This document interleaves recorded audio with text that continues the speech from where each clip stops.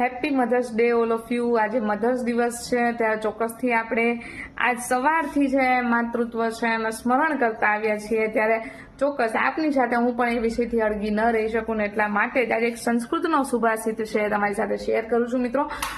ચોક્કસથી આપને ગમશે। નાસ્તિ માતૃ સમમ છાયા, નાસ્તિ માતૃ સમમ ગતિ, નાસ્તિ માતૃ સમમ ત્રાણ, નાસ્તિ માતૃ સમમ પ્રિય। આવું સુભાષિત છે। આપને ચોક્કસથી માતૃત્વના જે અઢળક ગુણો છે એમાંથી કેટલાક ગુણોનો પરિચય આપે છે।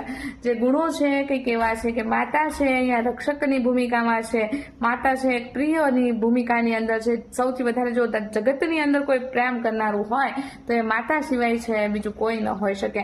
અને એની સાથોસાથ મિત્રો એથી આગળ વાત કરીએ તો આપણું જેમ સંસ્કૃત સાહિત્ય છે એની અંદર ગુજરાતી સાહિત્ય પણ એવું છે કે જ્યાં પણ માતૃ વંદના અને માતા સાથે જોડાયેલી ઘણી બાબતો રજૂ કરાયેલી છે। અને એ બાબતો પૈકી વાત કરીએ તો ચોક્કસથી દુલાભાઈ આ કાગને ન ભૂલી શકાય। અને જ્યારે કાગની વાત આવે ત્યારે મોઢેથી બોલું માં અને મને હાચે નાનપણ સાંભળે, જ્યાં મોટપની મજા કડવી લાગે કાગડા। તો આવી જે કાગવાણી છે, કાગવાણીની અંદર માતૃત્વના પ્રેમ છે એનું દિશા નિર્દેશ કરવામાં આવેલું છે। અને હર હંમેશ હરખમ અને હરક્ષણ આપની સાથે રહેતું એવું પાત્ર એટલે માતા।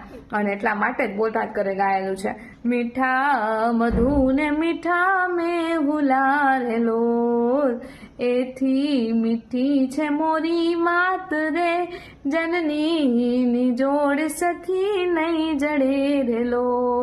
માતૃ દિવસની આપ સર્વેને જ્ઞાન ઝલક પરિવાર વતી અને હું શુક્લ માધવી વતી ખૂબ ખૂબ શુભેચ્છાઓ।